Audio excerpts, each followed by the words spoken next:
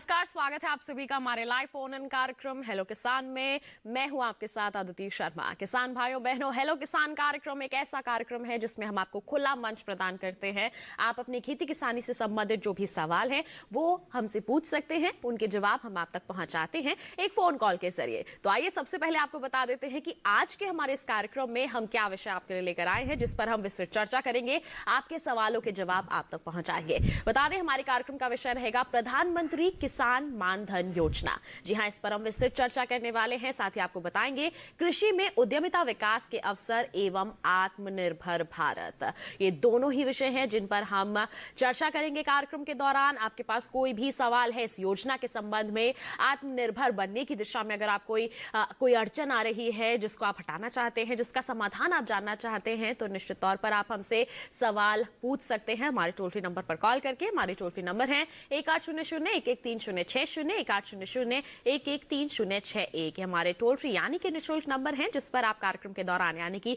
अगले 1 घंटे के दौरान कॉल कर सकते हैं, अपने सवाल हमसे पूछ सकते हैं। जो भी आपके सवाल हैं किसान भाइयों बहनों, उनके जवाब आप तक पहुंचाएंगे हमारे विशेषज्ञ। तो फिर आइए उनसे परिचय करवा देते हैं। स्टूडियो में हमारे साथ इस वक्त मौजूद हैं डॉक्टर वाई आर मीणा, जो अपर आयुक्त हैं कृषि विस्तार कृषि मंत्रालय भारत सरकार में।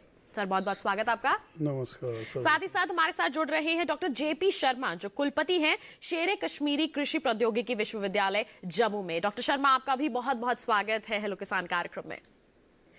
तो बिल्कुल किसान भाइयों बहनों, दोनों ही विषयों के बारे में हमने आपको जानकारी दे दी है। आपके पास कोई भी सवाल है, कोई भी शंका है आपके मन में, तो आप हमारे टोल फ्री नंबर पर कॉल कर सकते हैं, अपने सवाल पूछ सकते हैं, जिनके जवाब दोनों ही विशेषज्ञ आप तक जरूर पहुंचाएंगे। तो फिर आइए इसी के साथ हम आपके कॉल्स का इंतजार कर रहे हैं। हम हमारी चर्चा की यहाँ शुरुआत कर लेते हैं। पहली बात कर लेते हैं प्रधानमंत्री किसान मानधन योजना के बारे में। जान लेते हैं डॉक्टर मीणा से कि आखिर ये योजना है क्या, क्योंकि कुछ लोग हैं जो अभी भी इसके बारे में जानकारी नहीं रखते हैं। क्या कहेंगे, क्या है ये योजना, कब शुरू हुई?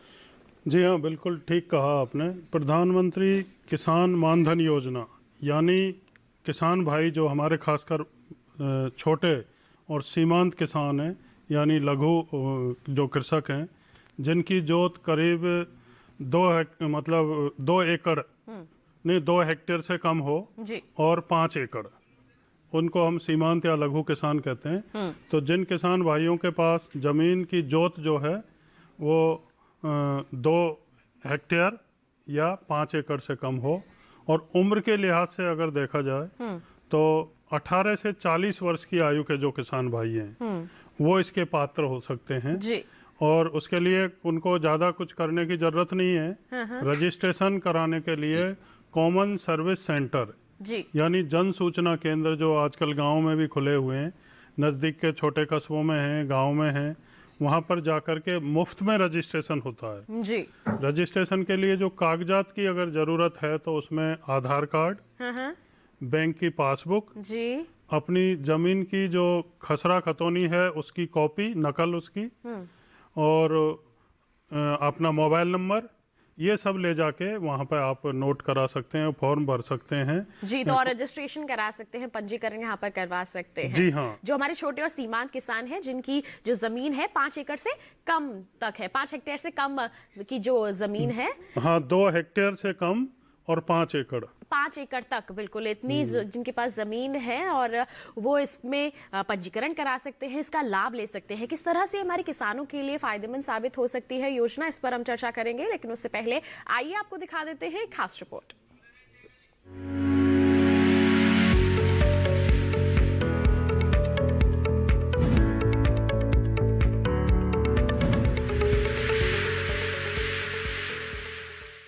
प्रधानमंत्री श्री नरेंद्र मोदी के नेतृत्व वाली सरकार ने कृषि और किसानों के लिए कई योजनाओं की शुरुआत की।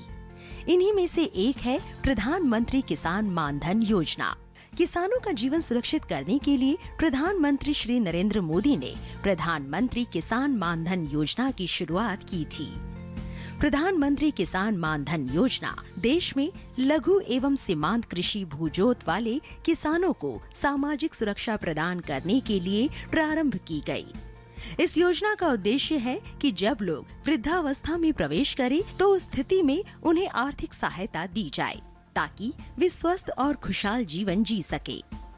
इस योजना में 60 वर्ष की आयु प्राप्त करने पर पात्र छोटे और सीमांत किसानों को प्रति माह 3,000 रुपए की न्यूनतम पेंशन का प्रावधान है।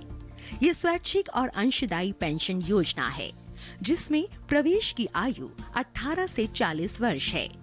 इसके लिए किसान की ओर से मासिक योगदान 55 से 200 रुपए के बीच रखा गया है। केंद्र सरकार पेंशन योजना में अपनी ओर से समान राशि का योगदान करती है। इस योजना के तहत 20,19,994 लाभार्थी पंजीकृत हो चुके हैं। पेंशन योजना का लाभ उठाने के लिए किसान को कॉमन सर्विस सेंटर पर जाकर अपना रजिस्ट्रेशन करवाना होता है। रजिस्ट्रेशन के लिए आधार कार्ड और खसरा खतौनी की नकल ले जानी होगी। रजिस्ट्रेशन के लिए 2 फोटो और बैंक की पासबुक की भी जरूरत होती है। किसानों को रजिस्ट्रेशन के लिए अलग से कोई फीस नहीं देनी होती। रजिस्ट्रेशन के दौरान किसान का किसान पेंशन यूनिक नंबर और पेंशन कार्ड बनाया जाता है। किसान पेंशन योजना उन किसानों के लिए कारगर साबित हो रही है जो सिर्फ खेती बाड़ी के भरोसे हैं।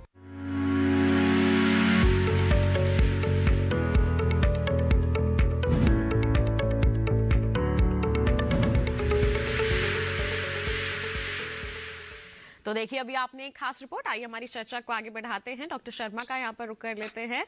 डॉक्टर शर्मा, आपसे जानना चाहेंगे, जब हम बात करते हैं कृषि में उद्यमिता विकास के अवसर की, तो किस तरह के बदलाव आप आगे आने वाले समय में देखते हैं उद्यमिता विकास को लेकर? खेती में उद्यमिता का विकास होना बहुत जरूरी है जी, और उसका कारण है कि जिस प्रकार से हमारी जो खेती का आकार है, जो लैंड की अवेलेबिलिटी किसानों के पास में है, वो प्रतिदिन गिरती जा रही है। मैं एक आंकड़ा दूं कि 1970 में प्रति परिवार 2.73 हेक्टेयर लैंड की अवेलेबिलिटी थी, 2.73, जो 2000 में करीब 1.5 रह गई। और आज जो प्रति परिवार जो खेती की उपलब्धता है देश में एवरेज, वो करीब 1 हेक्टेयर है। यानी कि इस पीरियड में करीब 1/3 जमीन हमारे पास खेती की रह गई। और उसका कारण जनसंख्या में वृद्धि हो सकता है, जो संयुक्त परिवार थे वो एकल परिवार में परिवर्तित हो गए, या संरचनात्मक जो चीजें हमने डेवलप की, रोड है, ये सारी चीजें, उसमें कुछ खेती योग्य जमीन गई, तो जमीन सतत गिरती जा रही है। अब ऐसी छोटी जमीन में मैं आपको बता दूं कि 85% जो किसान हैं या तो स्मॉल हैं, लघु हैं, या मार्जिनल हैं, सीमांत हैं जी। और 23% ऐसे किसान हैं देश में जिनके पास सिर्फ 200 गज जमीन है। अब ऐसी खेती में, इतनी कम जमीन में खेती धान, गेहूं या गन्ने की खेती से किसान अपना लालन पालन नहीं कर सकता। इसलिए जरूरत आई कि जो एग्रीकल्चर पहले एक कल्चर था, उसको एक डायनेमिक एंटिटी यानी एग्री बिजनेस में डेवलप करें। और एग्री बिजनेस का मतलब है कि खेती में उद्यमता का विकास करना जरूरी है, जिससे कम समय में और कम जमीन में अधिक आमदनी किसान ले सके। और जो दूसरा विषय है ग्रामीण क्षेत्रों में, पूरे देश में है कि जैसे रोजगार का सृजन करना है, तो खेती में इतना संभावना नहीं है। लेकिन जब खेती को हम उद्यम के रूप में लेते हैं, एक बिजनेस के रूप में लेते हैं, तो उसमें जो है अपार संभावना है हमारे देश में खेती में रोजगार के होने की, यदि हम उद्यमता का विकास करते हैं। तो ये हम कह सकते हैं कुल मिलाकर यहाँ पर हम कृषि के क्षेत्र में सकारात्मक विकास देखते हैं। सृजन करने के लिए उद्यमता का विकास बहुत जरूरी है। जी बिल्कुल डॉक्टर शर्मा, इससे जुड़ी और भी महत्वपूर्ण जानकारियां हम लगातार कार्यक्रम के दौरान आपसे लेते रहेंगे, लेकिन उससे पहले हम एक नजर यहां डाल लेते हैं खास रिपोर्ट पर।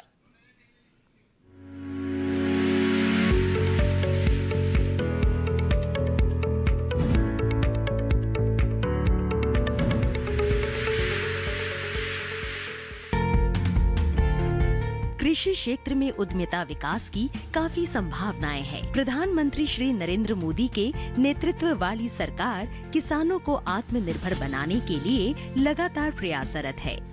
किसानों को उद्यमियों में बदलने, भारत को दुनिया के लिए फूड बास्केट बनाने, कृषि में निवेश के अवसर बनाने और कृषि व संबद्ध क्षेत्रों में रोजगार एवं उद्यमिता के अवसर सृजित करने के लिए सरकार लगातार प्रयास कर रही है। आत्मनिर्भर भारत की एक बड़ी प्राथमिकता देश की कृषि और किसानों को स्वावलंबी बनाना है। केंद्र सरकार इस दिशा में कृषि क्षेत्र में सुधारों को आगे बढ़ाने के साथ साथ इस काम के लिए जरूरी ढांचागत सुविधाओं का विकास प्राथमिकता के आधार पर कर रही है। आत्मनिर्भर भारत की एक अहम प्राथमिकता आत्मनिर्भर कृषि और आत्मनिर्भर किसान है। इसके लिए सरकार की ओर से किसानों को आधुनिक ढांचागत सुविधा देने के लिए 1 लाख करोड़ रुपए का कृषि बुनियादी ढांचा कोष बनाया गया है। प्रधानमंत्री मोदी ने कृषि अवसंरचना कोष के तहत 1 लाख करोड़ रुपए की वित्त पोषण सुविधा की शुरुआत की है। ये कोष कृषि उद्यमियों, स्टार्टअप्स, कृषि क्षेत्र की प्रौद्योगिकी कंपनियों और कटाई के बाद फसल प्रबंधन में किसान समूहों की मदद के लिए बनाया गया है। भारत में 65% से ज्यादा आबादी युवाओं की है। ऐसे में युवाओं को आधुनिक कौशल के साथ प्रशिक्षित किया जाना जरूरी है। कौशल विकास, स्टार्टअप इंडिया और मुद्रा योजना जैसी योजनाओं के साथ युवाओं को उद्यमिता की ओर प्रोत्साहित किया जा रहा है।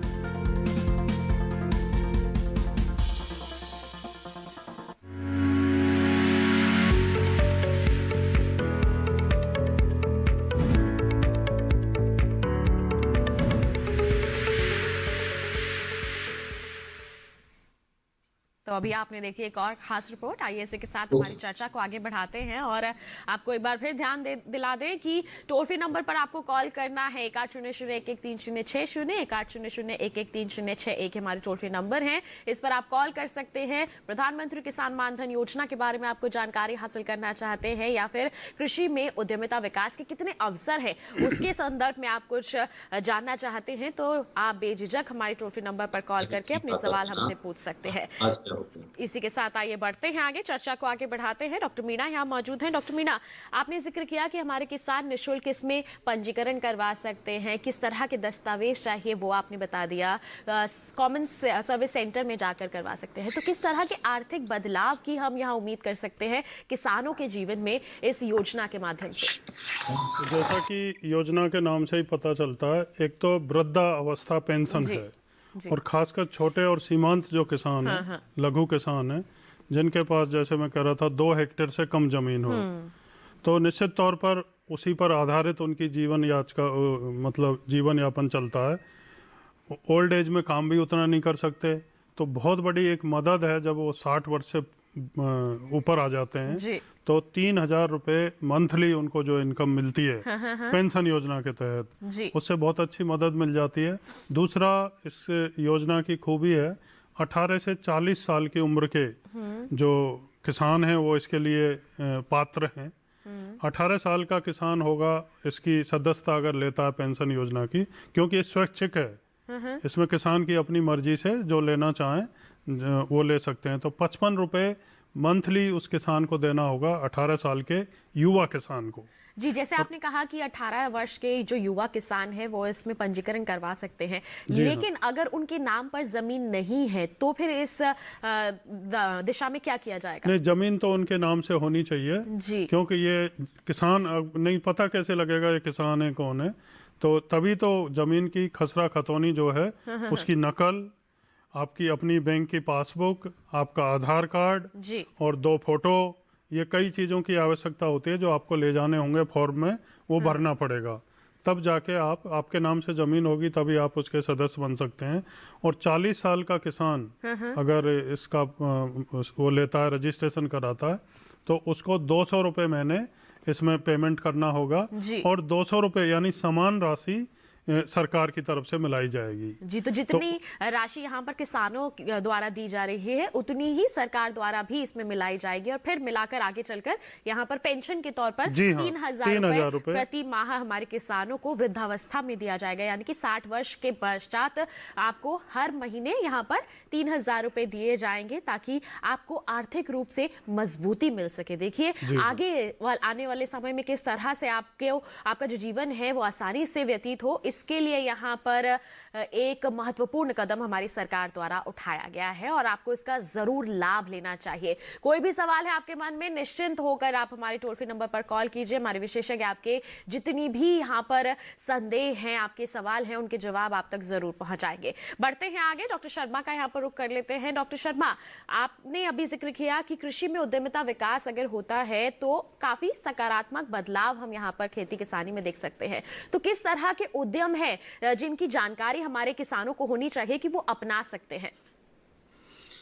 अब पहले जो हमारी सोच थी खेती में उत्पादन कैसे बढ़े, प्रोडक्शन कैसे बढ़े, सारा फोकस हमारा इस पे था जी।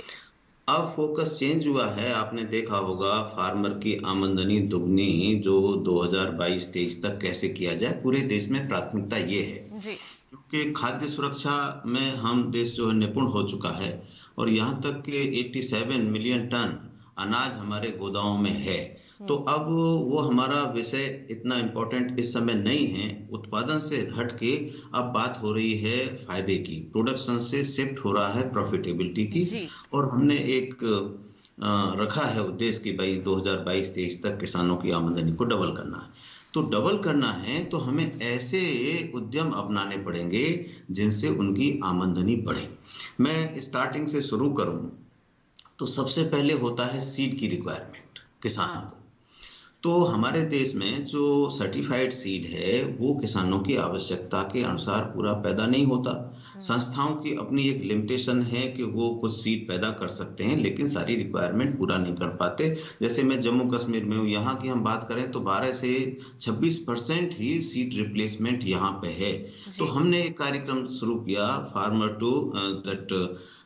Farmer participatory seed production program. तो यानी ऐसे कार्यक्रम किसान भी कर सकते हैं कि वो अपने लिए भी बीज उगाएं और दूसरे किसानों को भी बीज को उपलब्ध करें। और इसके लिए केवीके हैं, एग्रीकल्चर यूनिवर्सिटी हैं, वो इसकी सहायता कर रही है। दूसरा हो सकता है जैसे नर्सरी है प्लांट्स की, तो वो उपलब्ध नहीं होती है, चाहे वो अमरूद है, चाहे आम है, चाहे वो एलोवेरा है, चाहे मेडिसिनल प्लांट है। तो एक बिजनेस के रूप में ये हो सकता है और इसकी डिमांड पेरी अर्बन एरियाज में बहुत है। बहुत लोग चीजें इनको करना चाहते हैं लेकिन नर्सरी प्लांट चाहे फूल फल या सब्जी के उपलब्ध नहीं है। तो इसको एक एंटरप्राइज के रूप में किसान या युवक किसान इसको कर सकते हैं, इसकी बहुत डिमांड है। तीसरी चीज है कि अब डाइवर्सिफिकेशन की बात हो रही है, यानी डाइवर्सिफिकेशन हॉर्टिकल्चर के थ्रू करें या एग्रो बेस्ड एंटरप्राइजेस के थ्रू करें या और जो चीजें हैं उनके थ्रू करें जिससे उसकी आमदनी बढ़े। अब एक जैसे मैंने आपको उदाहरण दूं, जो फूल हैं, हमने यहाँ एक एक्सपेरिमेंट किया कि आधे एकड़ में किसान की मैरीगोल्ड यानी जो गेंदा है, बड़ा हार्डी प्लांट होता है जिसकी साल में 3 फसल ली जा सकती है, आधे एकड़ में किसान की आमदनी 3 लाख तक पहुंच गई यदि उसने मार्केट को थोड़ा ढंग से पकड़ा तो। अब कोई ऐसा व्यवसाय नहीं है, गेहूं धान या कोई और फसल, जो इतनी आमदनी इतनी कम जगह में दे सके। तो अब हम बात कर रहे हैं डाइवर्सिफिकेशन की, फूलों पे जाएं, सब्जियों पे जाएं, फलों पे जाएं और गेहूं धान से थोड़ा सा हट के इन चीजों को यदि हम उगाएं तो किसान की आमदनी बढ़ सकती है। एक किसान का उदाहरण दूं, 2 लाख का तो उसने जो है गेंदा बेचा और 1.5 लाख का उससे जो है इत्र निकाला, फ्रेग्रेंस जो है निकाला, तो 3.5 लाख रुपए जो है 1 एकड़ में उसने कमाया। एक और अभी चल रहा है इंटीग्रेटेड फार्मिंग सिस्टम, यानी कि किसान एक ही चीज न ले, उसमें पोल्ट्री भी हो, उसमें बी कीपिंग भी हो, उसमें वर्मी कंपोस्ट भी हो, उसमें मछली पालन भी हो। एक मॉडल हमने यहाँ विकसित किया है अपने संस्थान में 1 हेक्टेयर का, उसमें ये सारी चीजें हैं, डेयरी भी है, पोल्ट्री भी है, फिशरी भी है, बी कीपिंग भी है, वर्मी कंपोस्ट भी है। उसमें जो आमदनी हो रही है, नेट इनकम जो हो रही है 3,20,000 की हो रही है। हमने यहाँ स्टडी की कि जो जम्मू कश्मीर रीजन है, एवरेज जो फार्मर की इनकम है वो 80,000 है, यानी कि हमारे पास में 4 गुना डेवलप करने का मॉडल ऑलरेडी उपलब्ध है। 80,000 से 3,20,000 इनकम हो सकती है। हम डबल की बात कर रहे हैं, यहाँ 4 गुना होने के मॉडल ऑलरेडी हैं। अब जरूरत ये है कि इन मॉडल्स को या सक्सेसफुल किसानों के मॉडल्स को हम कैसे दूसरे किसानों तक पहुंचाएं। जी बिल्कुल। बड़े गर्व की बात है कि 2 साल पहले 12 किसानों को पद्मश्री मिला था और वो उनमें से एक भी किसान ऐसा नहीं था जिसको प्रोडक्शन के बेसिस पे पद्मश्री मिला हो। एक सुल्तान सिंह है यहाँ करनाल में, फिशमैन ऑफ इंडिया उनको कहते हैं, 31 एकड़ में वो मछली पालन करते हैं जी। उनको पद्मश्री मिला। कमल सिंह चौहान है, baby corn man of India उनको कहते हैं, बेबी कॉर्न, स्वीट कॉर्न, ये सारी चीज वो करते हैं। जी, तो हम आप कह सकते हैं खेती किसानी में कई ऐसे उदाहरण हैं हमारे प्रेरित करने वाले किसान हैं जिनको देख करके हम निश्चित तौर पर अच्छी आमदनी बढ़ाने के लिए कई तरह के प्रावधान यहाँ पर अपना सकते हैं, कई तरह के विकल्प यहाँ पर अपना सकते हैं। और जो हम बात कर रहे हैं यहाँ पर किसानों की आमदनी को दोगुना करने की, उसे न केवल दोगुना बल्कि 3 गुना 4 गुना भी कर सकते हैं। बिल्कुल, किस तरह से हमारे किसानों को जागरूक इसके लिए किया जाएगा और जा रहा है, इस पर हम आपसे तमाम जानकारियां जरूर लेंगे, लेकिन एक छोटे से ब्रेक के बाद कहीं मत जाइए, देखते रहिए हमारा लाइव फोन इन कार्यक्रम हेलो किसान और बने रहिए दूरदर्शन किसान पर।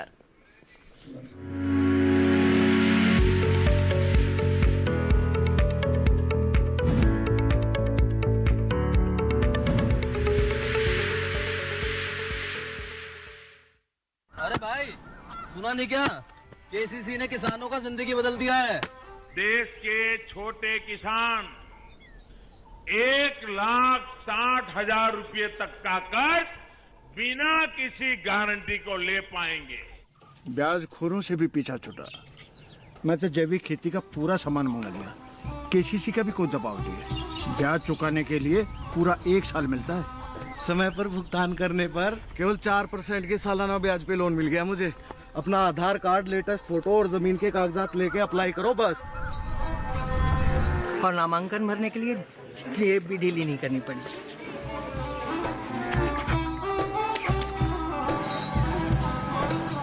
चाचा, उधार चुकाने के 24 घंटे के बाद उतने ही पैसे वापस निकाल सकते हैं। केसीसी ने किसानों की जिंदगी वाकई बदल दी है। तो आप भी किसान क्रेडिट कार्ड अपनाएं और सहजता से ऋण पाएं।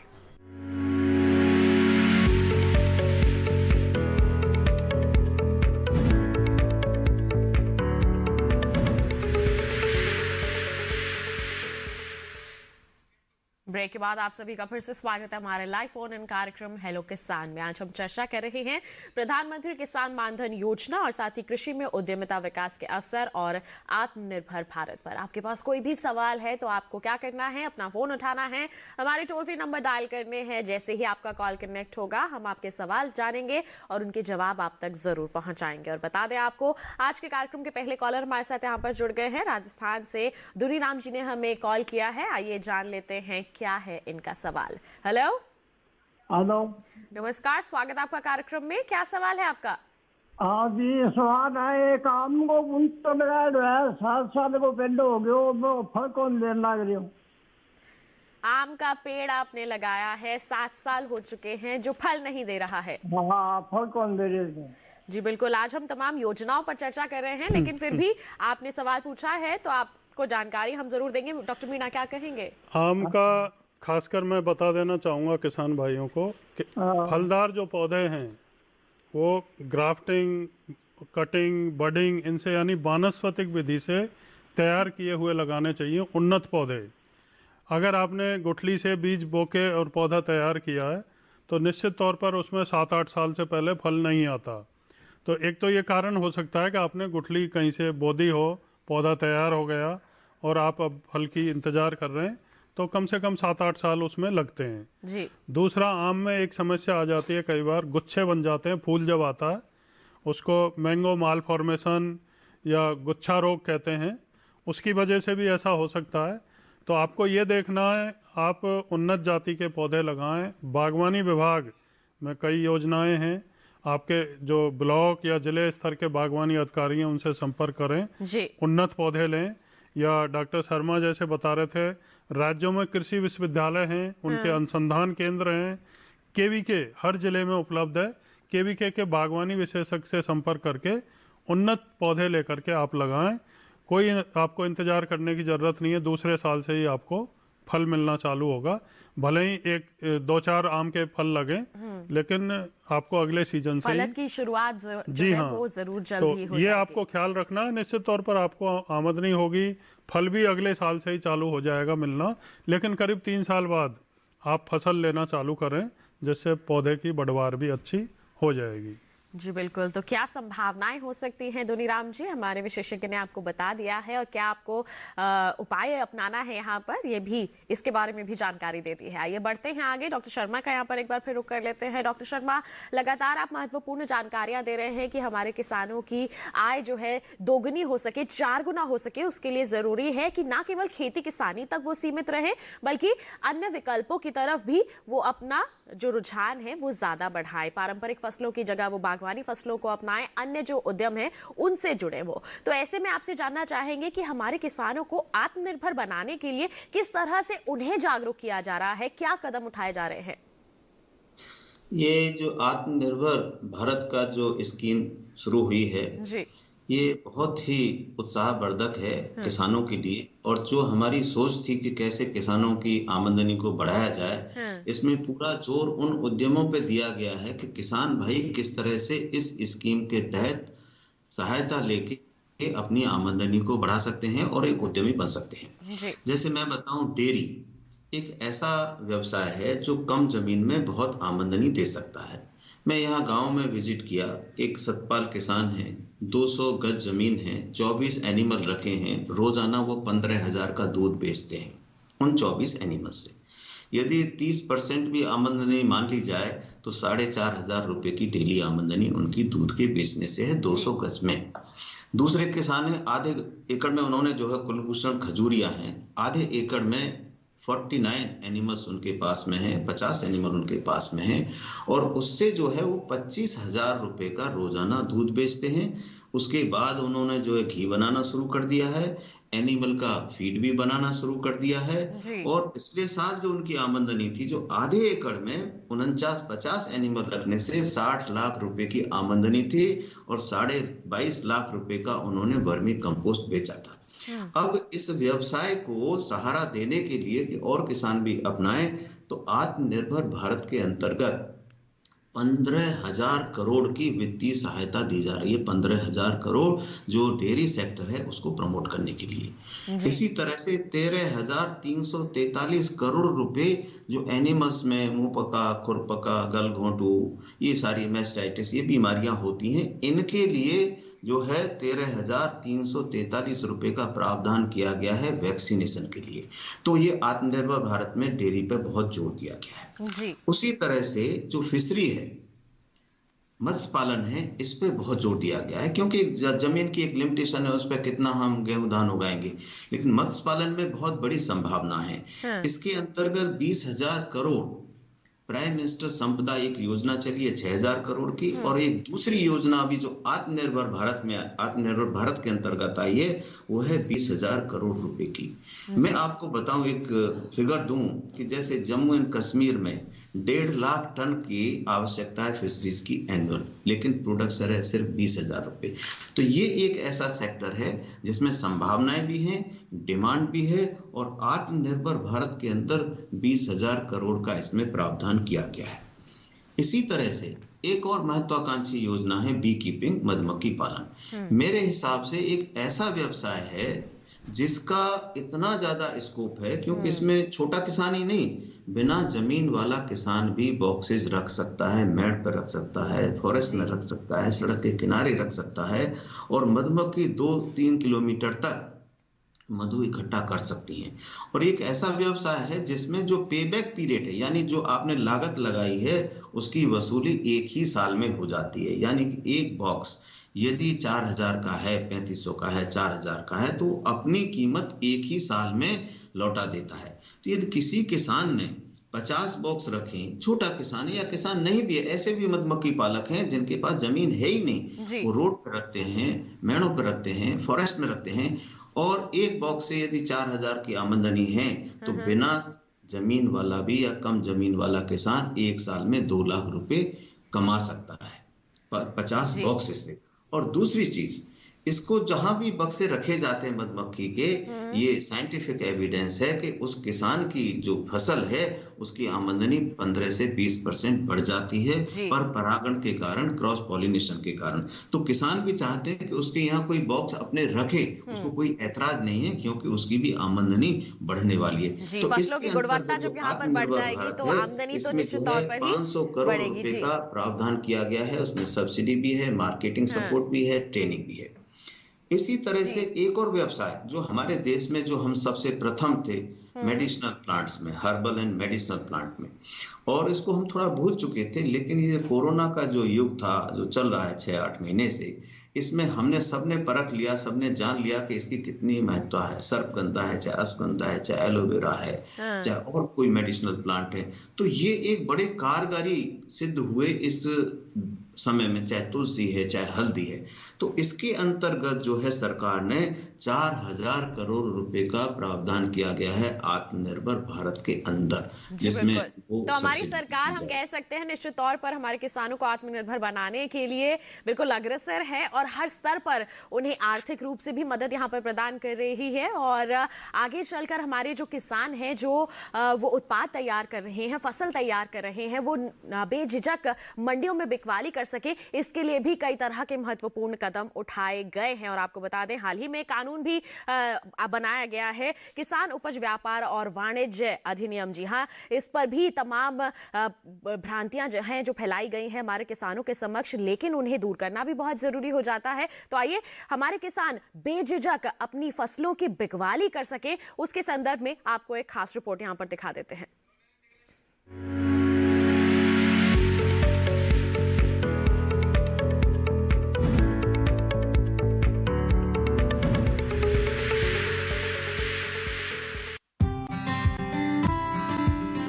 कृषि में सुधार करने के लिए सरकार ने कृषि उपज की बिक्री की व्यवस्था में कई अहम बदलाव किए हैं और सरकार का ये उद्देश्य है कि एक राष्ट्र एक बाजार जैसी स्थिति बने। इसी दिशा में ऐतिहासिक फैसला लेते हुए सरकार ने कृषक कीमत आश्वासन और कृषि सेवा पर करार अधिनियम 2020 को शामिल किया है। इसका मकसद कृषि बाजार को उदार बनाना है।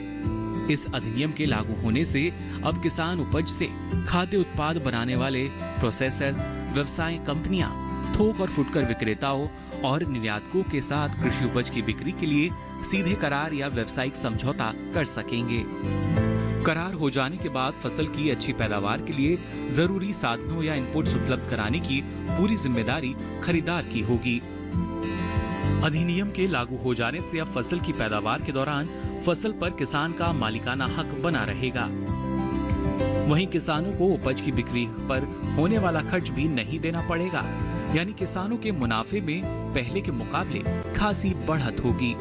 फसल का बीमा तो कराया ही जाएगा, साथ ही जरूरत होने पर किसान वित्तीय संस्थानों से कर्ज भी ले सकेंगे। इतना ही नहीं, किसानों को मौसम के जोखिम और बाजार के उतार चढ़ाव से भी सुरक्षा मिलेगी। ये अधिनियम अनुबंधित किसानों को नियमित और समय पर भुगतान की सुविधा भी देता है। कृषि में हुए इन सुधारों से किसानों को काफी फायदा होगा।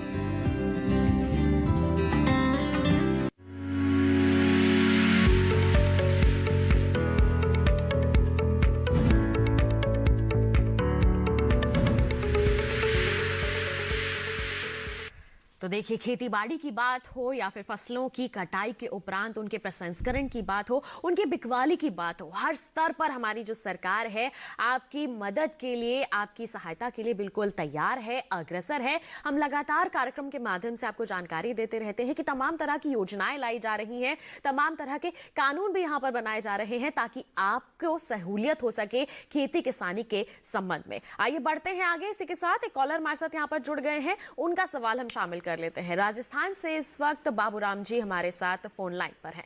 हेलो। हाँ सर, नमस्कार, स्वागत आपका कार्यक्रम में। क्या सवाल है आपका? मेरा ऐसा है, मैंने केसीसी लोन 20 लाख रुपए का लिया था मैंने जी 4 साल पहले जी। तो छठे महीने खाता रोल अप कर देते थे, इंटरेस्ट जमा करवा लेते थे और कैश वही वो जमा नाम कर मान देते थे जी। आप जी हाँ, वो अब के बारी उन्होंने क्या किया पता नहीं, 88,000 412 रुपये काट लिए, कहते टैक्स लगा। मैं तो किसान आदमी हूँ, मैंने तो बाग बुग तैयार किया है अपना, अगले साल पैसे दे दूंगा सारे। आपकी जो आप कह रहे हैं कि राशि ज्यादा काट ली है? नहीं, राशि ज्यादा नहीं काट ली, वो कोई पता नहीं GST CST या क्या कहते हैं, पता नहीं क्या ना बताते हैं ना कोई बहुत चीज है, क्योंकि हमें कम से कम मैसेज तो दे हमें इस चीज के काटे हैं। बिना बताए यहाँ पर कह रहे हैं कि टैक्स काट लिया गया है। इसके लिए आप जो आपकी बैंक की शाखा है ना संबंधित, बैंक की शाखा में तो कोरोना बढ़ गया, वहाँ तो कोई है ही नहीं। वो तो कोरोना लंबे टाइम नहीं रहेगा, वो कुछ दिन के लिए बंद करते हैं। तो हफ्ते 10 दिन में जैसे ही बैंक में नॉर्मल ड्यूटी होगी लोगों की, कोरोना मुक्त हो जाएंगे लोग, तब आप वहाँ जाके, क्योंकि हमें यहाँ बैठ के पता नहीं है, वो आपको विस्तार से बताएंगे किस चीज़ के वो पैसे काटें और आपको संतुष्ट करेंगे, वो उनकी ड्यूटी है। जी बिल्कुल, तो आप थोड़ा सा यहाँ पर इंतज़ार कर लीजिए, जैसे ही बैंक में यहाँ पर कार्य फिर से शुरू हो जाएगा तो निश्चित तौर पर आपकी जो समस्या है वो समझेंगे और उसका सही समाधान आप तक ज़रूर पहुँचाएंगे। और ऐसे ही आपके सवालों के जवाब हम लगातार आप तक पहुँचाते रहेंगे, लेकिन एक छोटे से ब्रेक के बाद कहीं मत जाइए, देखते रहिए हमारा लाइव फोन इन कार्यक्रम हेलो किसान और बने रहिए दूरदर्शन किसान पर।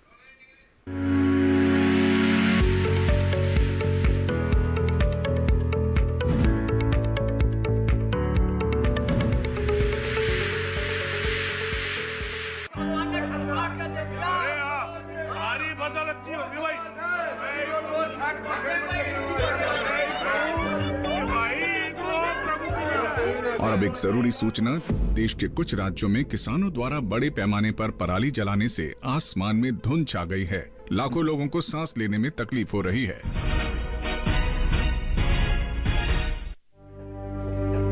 हर साल हम अपना ही घर फूंकते हैं और तमाशे बनते हैं। ना, मैं ना मानता, ये काम तो बरसों से होता आ रहा है, अब ऐसा क्या नया आ गया? ये देख लो हमारे रतन काका, पिछले साल की पराली जलाने से जो इनकी खांसी उठी थी ये अब तक चल रही है, और तो और हमारे सोना उगलने वाली धरती भी बंजर पड़ रही है। बेटा तुम्हारी बात मान भी ले, पर एक बात बताओ कि पराली को ठिकाने लगाने में भी तो लागत आती है, और ये आग जलाने से ये काम आसानी से हो जाता है। काका ये बात ना रही, हम कह रहे हैं, देखो मेरे पास कुछ मशीनों की तस्वीरें भी हैं, मैं तुम्हें दिखाता हूं। ये देखो, ये है हैप्पी सीडर, ये है मल्चर, ये है जीरो टिल ड्रिल, ये है स्ट्रॉ चॉपर, ये है रिवर्सिबल मोल्ड बोर्ड प्लॉ, और ये है रोटावेटर। ये सारी मशीनें अब 50% अनुदान पे मिल रही है, और तो और कस्टम हायरिंग केंद्र लगाने पर सरकार से 80% का अनुदान भी मिलेगा। और ये संकल्प हमारे प्रधानमंत्री जी का है कि अब पराली कोई न जलाए और आधुनिक मशीनों का इस्तेमाल कर पराली खेत में मिलाएं और मिट्टी की गुणवत्ता को बढ़ाएं।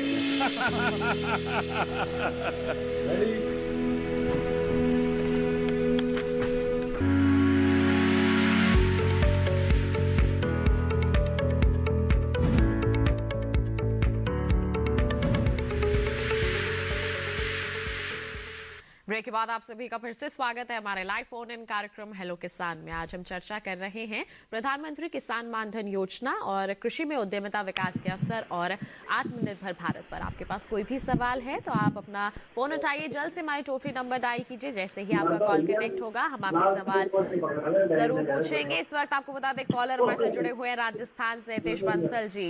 हेलो हेलो, नमस्कार हितेश जी, स्वागत है आपका कार्यक्रम में। क्या सवाल है आपका?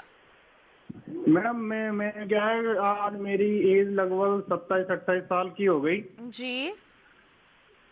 अच्छा, तो मैं इसमें चाहता हूँ कि मतलब मैं कोई व्यवसाय करना चाहता हूँ, तो डेयरी के क्षेत्र में जाना चाह रहा हूँ जी। आप यहाँ पर व्यवसाय करना चाहते हैं, बिल्कुल। डॉक्टर शर्मा क्या कहेंगे आप इन्हें?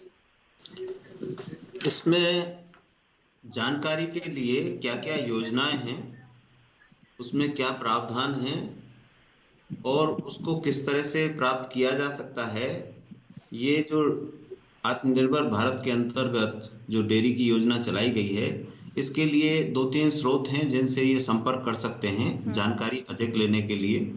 जैसे कृषि विज्ञान केंद्र हर जिले में है, वहां जाके इसके बारे में जानकारी ले सकते हैं जी। दूसरा, डिस्ट्रिक्ट एनिमल हस्बेंड्री ऑफिसर हर जिले में होता है जो पशुओं के बारे में स्कीम को देखता है। और एक जो हमारा आत्मा है, जो एग्रीकल्चर टेक्नोलॉजी मैनेजमेंट एजेंसी, उसके प्रोजेक्ट डायरेक्टर से मिल सकते हैं। नाबार्ड एक संस्था है। ये 3-4 ऐसे स्रोत हैं जिनके बारे में डिटेल जानकारी किसान ले सकते हैं। 3 तरह की जानकारी उनको लेनी है। इसमें क्या पैटर्न है, किस तरह की सहायता मिलेगी, लोन मिलेगा कि सब्सिडी मिलेगी, छूट मिलेगी, उसको प्राप्त करने के लिए कौन सा फॉर्म भरना है, कौन से कागज लगाने हैं और उसे कहाँ जमा करना है। तो ये जो है जानकारी के लिए, विस्तृत जानकारी के लिए मैं किसान भाई से रिक्वेस्ट करता हूं कि या तो केवीके में चले जाएं या जो वहाँ पशुधन अधिकारी है जिले का स्तर का, उनसे मिलें। एक आत्मा संस्था है, उसके प्रोजेक्ट डायरेक्टर से मिलें। इनमें से किसी से भी जानकारी वो प्राप्त कर सकते हैं। जी बिल्कुल हितेश जी, देखिए हमारे विशेषज्ञ ने आपको विस्तार से बता दिया है आप कहाँ कहाँ संपर्क कर सकते हैं और आप बिल्कुल यहाँ से विस्तृत जानकारी हासिल करके आप निश्चिंत होकर इस व्यवसाय की शुरुआत कर सकते हैं। हम भी बढ़ते हैं आगे। डॉक्टर मीणा हमारे साथ यहाँ पर मौजूद हैं। डॉक्टर मीणा, आपने बताया कि 18 से 40 वर्ष तक के जो किसान हैं वो इस योजना से जुड़ सकते हैं। उन्हें यहाँ पर अब कुछ राशि जमा करनी होगी तो आगे चलकर उन्हें लाभ मिलेगा। अगर किसी कारणवश वो इसको छोड़ना चाहे बीच में, तो इस चीज का भी कोई प्रावधान है? जी हाँ, बिल्कुल स्वैच्छिक है और जब छोड़ना चाहें आप तब छोड़ सकते हैं। आपका पैसा डूबेगा नहीं। आपको आपकी संपूर्ण राशि और सेविंग अकाउंट में बैंक में जो ब्याज मिलता है जी, उस दर से ब्याज सहित लौटा दी जाएगी जी। तो आप जब चाहें विड्रॉ कर सकते हैं अपने आप को जी। तो किसी कारणवश अगर वो आगे नहीं जारी रखना चाहते हैं तो बीच में भी इसको बंद कर सकते हैं। साथ ही आपसे जानना चाहेंगे कि जैसे एक किसान भाई ने हमारी ये ले रखी है, ये योजना में पंजीकरण करवा रखा है, लेकिन आकस्मिक अगर उनकी मृत्यु हो जाती है तो इस दिशा में क्या कदम उठाए जा सकते हैं? क्या होगा, किसको इसका लाभ मिलेगा, क्या कदम उठाए जाएं? उस स्थिति में उनकी जो पत्नी है उनको उसका लाभ मिलेगा जी। और वो चाहे तो उसको कंटिन्यू भी कर सकती हैं आगे, नहीं तो 50% राशि उनको उसी टाइम मतलब वो दे दी जाएगी और नहीं तो आधी उनको पेंशन आगे मिलती रहेगी। पेंशन अगर लेना चाहें तो इस तरीके से जो भी नॉमिनेट किया उसको पूरा मतलब तो इसमें नॉमिनी बनाने की वो होती है, जी हाँ, कंडीशन होती है कि नॉमिनी आपको बनाना है। बिल्कुल बिल्कुल जी बिल्कुल। तो अगर ऐसी भी कोई परिस्थिति आ जाती है तो उसमें आपकी जो धर्मपत्नी है या फिर जो जिन्हें आपने नॉमिनी यहाँ पर बनाया हुआ है उस पर उनको इसका लाभ सीधे तौर पर मिल जाएगा। जी बिल्कुल। आइए इसी के साथ बढ़ते हैं आगे। उत्तर प्रदेश से कॉलर जुड़ गए हैं, उनका सवाल हम यहाँ पर जान लेते हैं, क्या पूछना चाहते हैं। Hello hello. हाँ मैडम जी नमस्कार मुख्तार खान जी, आप क्या पूछना चाहते हैं? जी क्या सवाल पूछना चाहते हैं? हमारी उम्र 60 साल से ऊपर ज्यादा हो गया है जी। तो ये 3 जी मैडम मैं पूछना चाह रहा हूँ कि 60 साल से ऊपर मेरी उम्र हो गई है जी और ये सरकार की तरफ से 3000 रुपया पेंशन मिल रहा है, इससे हम वंचित है मैडम। जी 60 वर्ष से ऊपर के हो गए हैं कि अब क्या इनको लाभ मिल सकता है? जी हाँ, नहीं ये उसके सदस्य नहीं बन सकते। जो इसकी पात्र किसान है उनकी 1840 वर्ष रखी गई है और 40 मतलब आप अगर 60 के होंगे तब तक कम से कम 20-22 साल आप भुगतान कर चुके होंगे और सरकार भी उतनी राशि मिला चुकी होगी, जिससे 60 वर्ष पर जैसे गवर्नमेंट सर्विस से रिटायर करते हैं उसी को ख्याल में रख के कि एज होने पर किसान ज़्यादा मेहनत नहीं कर सकते तो कम से कम उनको घर पर बैठ के 3000 रुपये महीने के मिलते जी। रहें, साल के 36,000 रुपए मिलते रहें, तो अपना गुजर बसर वो कर सकते हैं। जी, तो 18 से 40 वर्ष जो है इसमें उम्र निर्धारित की गई है। जो भी 18 से 40 वर्ष के जो हमारे किसान भाई बहन हैं वो इस योजना में पंजीकरण करवा सकते हैं और आगे चलकर इसका पूर्ण लाभ भी ले सकते हैं। बिल्कुल ऐसी ही महत्वपूर्ण जानकारियां हम हमारे कार्यक्रम में लगातार इन पर चर्चा कर रहे हैं, आप तक भी पहुंचा रहे हैं। इस सिलसिले को आगे जारी रखेंगे, लेकिन एक छोटे से ब्रेक के बाद आप कहीं मत जाइए, देखते रहिए हमारा लाइव फोन इन कार्यक्रम हेलो किसान और बने रहिए दूरदर्शन किसान पर।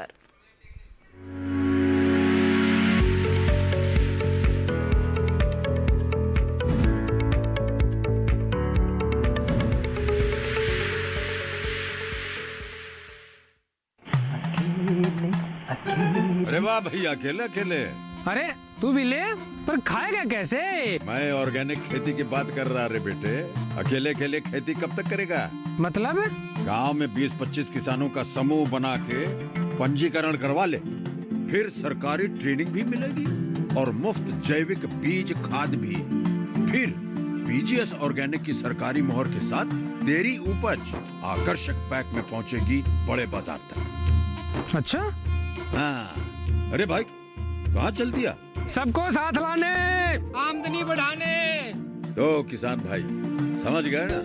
साथ मिलकर ऑर्गेनिक खेती कीजिए, अपनी परंपरा को आगे बढ़ाइए, ज्यादा मुनाफा कमाइए। माटी से प्रेम की परंपरा है परंपरागत खेती।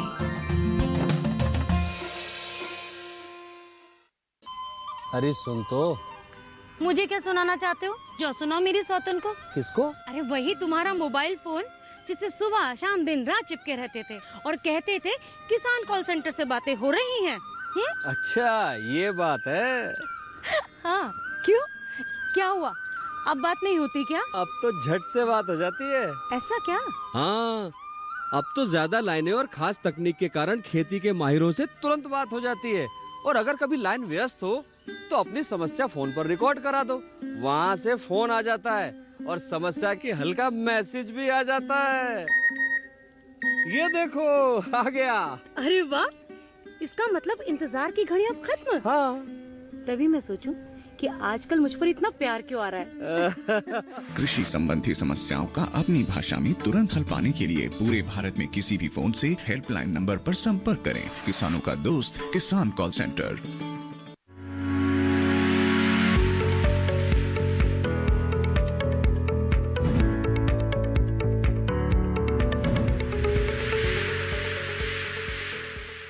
ब्रेक के बाद आप सभी का फिर से स्वागत है हमारे लाइव फोन इन कार्यक्रम हेलो किसान में। आज हम चर्चा कर रहे हैं प्रधानमंत्री किसान मानधन योजना और कृषि क्षेत्र में उद्यमिता विकास के अवसर और आत्मनिर्भर भारत पर। आपके पास कोई सवाल है तो जल्द से अपना फोन उठाइए और टोल फ्री नंबर पर डायल करिए, क्योंकि समय बहुत कम रह गया है। और बता दें कॉलर अभी भी हमारे साथ जुड़े हुए हैं उत्तर प्रदेश से। आंचल जी हमारे साथ फोन लाइन पर हैं। हेलो हेलो, नमस्कार, स्वागत आपका कार्यक्रम में। क्या सवाल है आपका? हमारा सवाल है मैम, हमारा एक भाई है जी, हमारा एक भाई है, वो जो है बीएससी सेकेंड ईयर कर रहा है इस बार एग्रीकल्चर की। जी, तो मैं वो जानना चाहती हूँ कि उसका स्कोप क्या क्या है, वो क्या क्या कर सकता है। बीएससी सेकेंड ईयर में है एग्रीकल्चर में, और आगे वो किस तरह बढ़ सकते हैं, क्या स्कोप है, इसके बारे में आप जानना चाहती हैं। डॉक्टर शर्मा क्या जानकारी देंगे आप इन्हें? एग्रीकल्चर एक ऐसा एजुकेशन है जिसमें अपार संभावनाएं हैं। इसके बाद में वो चाहें तो एमएससी कर सकते हैं किसी विषय में एग्रीकल्चर के, फिर पीएचडी कर सकते हैं। हमारे देश में करीब 71 कृषि विश्वविद्यालय हैं जो एमएससी और पीएचडी की डिग्री करते हैं। इसके अलावा मैं तो सलाह दूंगा कि वो अपना व्यवसाय भी कर सकते हैं जी।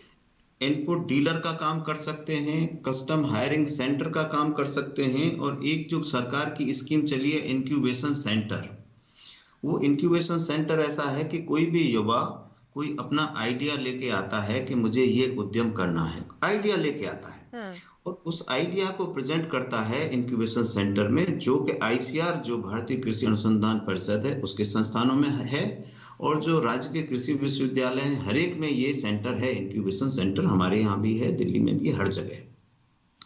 उसमें अपना आइडिया लेके जाता है और वो आइडिया उनको पसंद आता है तो वो आइडिया को प्रोजेक्ट में कन्वर्ट करते हैं। और उसमें 2 स्कीम है। एक है उद्गम, जो नया आइडिया है, आप पहले से कोई काम नहीं कर रहे तो आपको 5 लाख रुपए की सहायता दिलवाई जाएगी और आपका प्रोजेक्ट बनवाया जाएगा और आपकी हैंड होल्डिंग की जाएगी आपका उद्यम लगाने में। यदि आप पहले से ही कोई उद्योग लगा रखे हैं और उसको बढ़ाना चाहते हैं, एक्सपेंड करना चाहते हैं, तो उसके लिए दूसरी योजना है उड़ान करके, और उसमें 25 लाख रुपए तक की वित्तीय सहायता का प्रावधान है। तो मैं तो इनसे रिक्वेस्ट करूंगा कि आप अपने कृषि विश्वविद्यालय जो पास में वहां जाएं, केवीके में जाएं, इस योजना के बारे में विस्तृत जानकारी लें, अपना व्यवसाय करें। जॉब सीकर की जगह आप जॉब क्रिएटर करें, 2 लोगों को और रोजगार दें। दूसरा, मैं एक ऐसा क्षेत्र बताने जा रहा हूं, शायद अब समय कम है, कि जिससे लाखों करोड़ों रोजगार पैदा देश में हो सकते हैं, और वो क्षेत्र है खाद्य प्रसंस्करण एवं मूल्य संवर्धन, इसको कहते हैं प्रोसेसिंग एंड वैल्यू एडिशन। इसका सीधा सा अर्थ है कि हम गेहूं न बेच के उसका गेहूं वो बना के आटा बेचते हैं तो 35 रुपए हो जाता है 18 की जगह, और उसका हम जो है दलिया बेचते हैं तो 60, 65, 70 रुपए तक भी हो सकता है। हल्दी 15-20 रुपए किलो हरी मिलती है, यदि 5 किलो हल्दी को सुखा के हम पाउडर बेचते हैं तो वो 300 रुपए का हो जाता है। दूध को हम दूध न बेच के उसका पाउडर बना के और कुछ उत्पाद बना के बेचते हैं, मिल्क प्रोडक्ट बेचते हैं, तो कई गुना आमदनी उससे बढ़ जाती है। इसको कहते हैं वैल्यू एडिशन। फल फूल सब्जी को जैम, जेली, अचार, मुरब्बा बना के बेचते हैं तो उसमें वैल्यू एडिशन होता है। तो ये एक ऐसा क्षेत्र है, क्योंकि हमारे देश में उत्पादन तो बढ़ रहा है 3% और जो वेस्टेज हो रहा है 15 से 20%। तो प्राइम मिनिस्टर ने हमारे ने एक बार माननीय प्रधानमंत्री ने कहा था, zero wastage through zero hunger, यानी जो हम वेस्ट कर रहे हैं 15 से 20%, उसका चौथाई भी हम बचा लेते हैं तो हमें जो है पैदावार बढ़ाने की जरूरत नहीं है, और इनसे आमदनी कई गुना जो है किसानों की बढ़ सकती है। और इसी को ध्यान में रखते हुए 2 योजनाएं भारत सरकार ने इसी आत्मनिर्भर भारत के अंदर चलाई हैं। एक है जो माइक्रो फूड एंटरप्राइजेस, जिसमें मैं कह रहा हूँ जैम, जेली, अचार, मुरब्बा, बेसन, ये सारी स्पाइसेस का, इसके लिए 10,000 करोड़ का प्रावधान किया गया है। जो उद्यमी शुरू कर सकते हैं, स्टार्टअप शुरू कर सकते हैं, ये उनके लिए है। दूसरा जो कोल्ड स्टोरेज, कोल्ड चेन की एक योजना बनाई गई है, वो है 1 लाख करोड़ रुपए की, जिसमें एग्रीकल्चर में इंफ्रास्ट्रक्चर डेवलपमेंट होना है। तो ये एक बृहद क्षेत्र है जिसमें लाखों करोड़ों लोगों को सेल्फ एम्प्लॉयमेंट मिल सकता है, उनकी आमदनी बढ़ सकती है। और इसी चीज को देखते हुए ये 2 भारी योजनाएं चलाई गई हैं जिनसे किसान भाई लाभ उठा सकते हैं। एक और मैं कहना चाहता हूं, मार्केटिंग एक ऐसा क्षेत्र है, हमने अध्ययन किया कि जो प्रोड्यूसर पैदा करता है और कंज्यूमर उसे खरीदता है, मान लीजिए कोई चीज मैं 100 रुपए में खरीद रहा हूं तो उसमें जो फार्मर है उसको 23% से 25% ही मिलता है। तो अब बात हो रही है, जो सरकार ने भी अभी योजनाएं शुरू करी हैं, जो बिल का आप जिक्र कर रहे थे कि वो फार्म गेट पे भी बेच सकते हैं, बाहर भी बेच सकते हैं, मंडी के अलावा भी बेच सकते हैं। तो इससे किसानों का बहुत भला होने वाला है कि उनका जो शेयर है वो 23% से 35%, 40% कैसे बढ़े, इस पे हमें बहुत ध्यान देना है। और एक मेरा और सुझाव है, ये जो योजनाएं चल रही हैं, हमने यहाँ एक मुहिम शुरू की है। 1 महीने सिर्फ हमारा जो एक्सटेंशन सिस्टम है यही काम करेगा कि इन योजनाओं के बारे में किसानों को बताया जाए, क्योंकि जानकारी के अभाव में उनको पता नहीं होता कौन सा फॉर्म भरना है, कहाँ से लेना है, कहाँ जमा करना है, क्या कागज लगाने हैं। तो 1 महीने के लिए हमारी जो यूनिवर्सिटी है उसने एक मुहिम चलाई है, गाँव गाँव जाके उन योजनाओं के बारे में किसान भाइयों को हम बताएंगे कि इससे कैसे फायदा उठाया जाए। जी, बहुत ही अच्छी पहल है और हम उम्मीद करते हैं कि इससे हमारे किसान और भी ज्यादा जागरूक होंगे और सीधे तौर पर इन सभी तमाम योजनाओं का लाभ भी ले पाएंगे। डॉक्टर शर्मा, बहुत बहुत धन्यवाद इतनी महत्वपूर्ण जानकारियां हमारे सभी दर्शकों के साथ साझा करने के लिए। बहुत बहुत धन्यवाद आपका। तो आइए इसी के साथ बढ़ते हैं आगे। डॉक्टर मीणा यहाँ पर मौजूद हैं, मानधन योजना के बारे में विस्तृत जानकारी दे रहे हैं। अंतिम टिप्पणी आपसे लेना चाहूंगी, क्या कहेंगे आप हमारे किसानों को कि वो लाभ इस योजना का लें और किस तरह से अपने आप को आर्थिक रूप से और मजबूत बनाएं? बिल्कुल, मैं तो किसान भाइयों को यही सलाह दूंगा कि ये बहुत ही बेहतरीन योजना है और सरकार इसमें अपना पैसा भी बराबर से भागीदारी होकर लगा रही है। और ओल्ड एज में क्योंकि बहुत कम जोत आपके पास है, उतनी आमदनी नहीं हो पाती, तो एक बड़ा संबल उससे मिलेगा आपको। और ज़्यादा इसमें कोई परेशानी नहीं है, घर बैठे आप इसके सदस्य बन सकते हैं कॉमन सर्विस सेंटर में जाके। बल्कि छोटे और सीमांत किसानों को खासकर सरकार ने फोकस किया है, क्यों बड़े किसानों को ज़्यादा फर्क नहीं पड़ता। और दूसरी बात है, ऐसे लोगों को इससे कट कर दिया है जिनको इसकी आवश्यकता नहीं है, वो कहीं इसका लाभ नहीं ले। तो उसमें है जैसे कोई भी सरकारी पद पर रहे हुए अधिकारी कर्मचारी क्लास 4 को छोड़ के, जैसे हम मल्टीटास्किंग स्टाफ कहते हैं, वो सदस्य बन सकते हैं। बाकी पेंशन भोगी, इनकम टैक्स देने वाले, या जिनके पास इंडस्ट्रियल लैंड है वो लोग, या कोई राजनीतिक पद पर रहे हों, सांसद, मंत्री, एमएलए या जिला पंचायत के अध्यक्ष, वो सब इसका लाभ नहीं ले सकते। प्रोफेशनल जैसे डॉक्टर, इंजीनियर्स, आर्किटेक्ट, ये जो हैं जो प्रोफेशनली उसको बिजनेस के तौर पे करते हैं, रजिस्टर्ड हैं, उनको इसकी पात्रता नहीं मिलती जी। तो कहने का मतलब फोकस किया छोटे और सीमांत किसानों के लिए। जी बिल्कुल, उनको आर्थिक रूप से मजबूती मिल सके आगे चलकर, इसके लिए सरकार का बहुत ही अच्छा कदम है। और सीधे तौर पर हम आपको यही कहना चाहेंगे कि आपको इसका लाभ उठाना चाहिए। बहुत ही आसान सी प्रक्रिया है जिसके बारे में हमारे विशेषज्ञ ने आपको कार्यक्रम के दौरान बताया ही है। बहुत बहुत धन्यवाद डॉक्टर मीणा हमारे साथ जुड़ने के लिए, जानकारियां हमारे किसानों तक पहुंचाने के लिए। बहुत बहुत धन्यवाद। तो किसान भाइयों बहनों, आज के हमारे इस अंक में आपने जान लिया प्रधानमंत्री किसान मानधन योजना और कृषि में उद्यमिता विकास के क्या क्या अवसर हैं, किस तरह से आप अपनी आमदनी को बढ़ा सकते हैं, हमारे युवाओं के पलायन को रोका जा सकता है अगर हमारे युवा इन उद्यमों की ओर अपने कदम बढ़ाते हैं। तो बिल्कुल आज के कार्यक्रम में तो आपने इन दोनों ही विषयों पर विस्तृत जानकारी हासिल कर ली। अब कल के कार्यक्रम में क्या विषय हम आपके लिए लेकर आने वाले हैं आपको बता देते हैं। कल के कार्यक्रम में हम विस्तृत चर्चा करेंगे फार्मिंग एक्ट 2020 पर। जी हाँ, विस्तृत कार्यक्रम में यही चर्चा होगी फार्मिंग एक्ट के संबंध में। आपके पास कोई भी सवाल है तो पहले ही आप हम तक पहुंचा सकते हैं। ईमेल आईडी आप नोट कर लीजिए। ईमेल आईडी है hellokisan2015@gmail.com।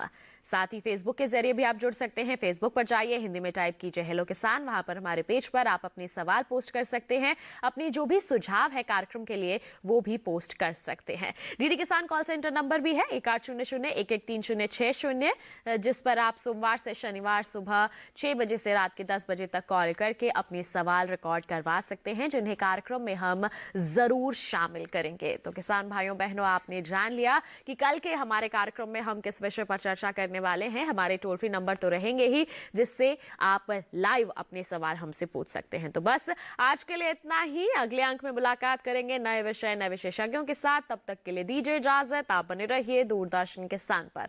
नमस्कार।